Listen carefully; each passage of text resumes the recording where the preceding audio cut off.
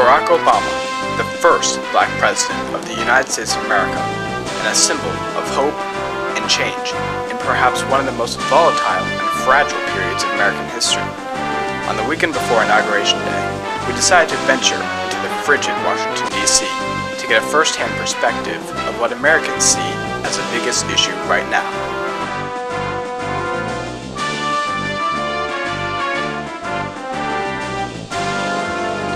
We asked participants to answer the question, what is the most important issue for Barack Obama to handle while in office?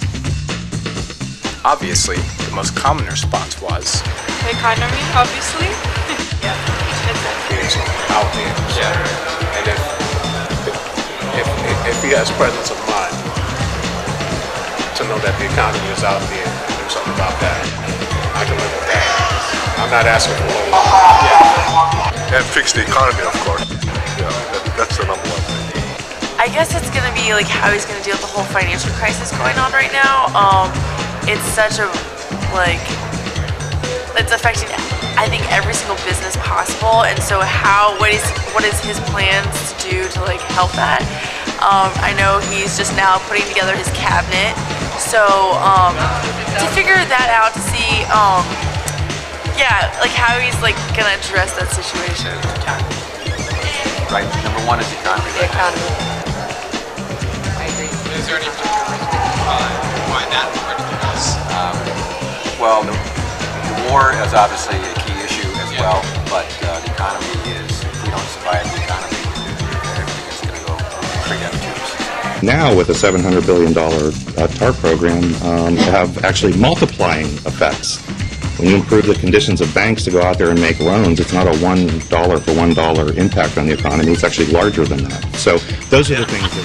Yeah, I'd say the first thing that has to be addressed before anything else is that of the economy, because without the economy being stabilized, really all our efforts anywhere else will be for naught.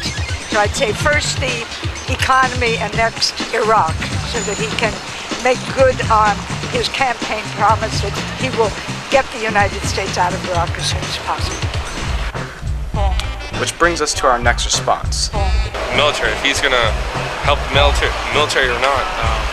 Bush was a big supporter of the military, and we'll just see if Barack Obama can step up to the standards in which Bush left the office.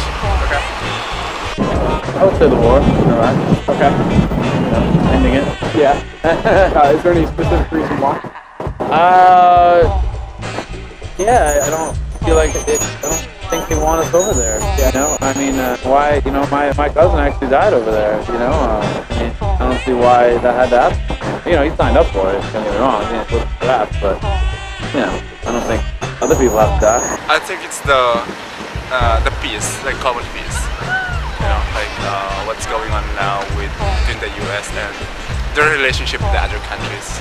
The strategy has always been, let's improve the situation on the ground as fast as we possibly can so that we are no longer needed as the primary provider of security, and that the Iraqis are in a position to do it for themselves. From there, it all boiled down to the welfare of American society. I'll just say this because you may not have gotten this yet. Personally, I think he should tackle the problem we have with the failed drug war, that we have the highest incarceration rate in the country. In the United States, all the countries in the world, we have the highest incarceration rate, and so he should look at ways to keep people out of prison and you know, for non-violent crimes, including drug crimes, and get those people to work, get people back in the economy, working with jobs, contributing to the workforce and to the tax base. Oh, healthcare, issues with healthcare and education. All right, is there any particular reason why?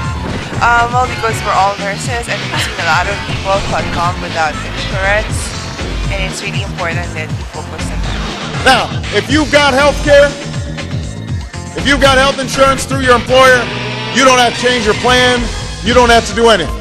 We're just going to work to lower your premiums, working with your employer. If you don't have health insurance, then we're going to allow you to be able to buy into the same kind of plan that members of Congress, including John McCain, give themselves.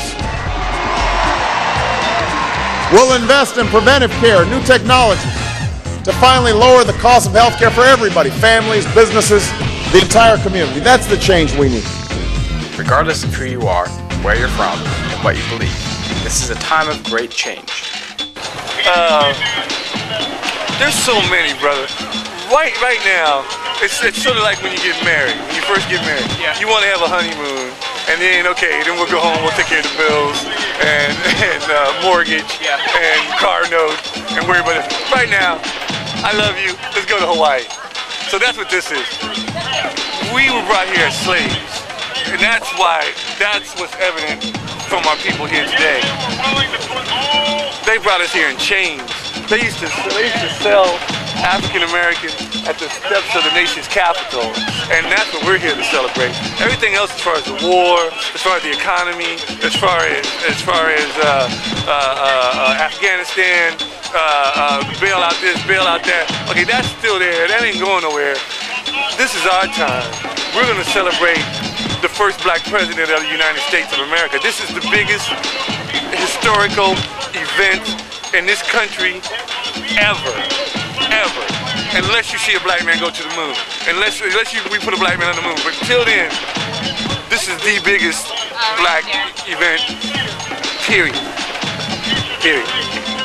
All America truly wants is not only a president who inspires hope, but responds to it while maintaining their dignity. One of the most important things he can do in office is to bring a new tone and tenor of political dialogue to Washington, where there is less rancor and less partisanship and more focus on the issues and dialogue regarding the issues based on empirical evidence, data.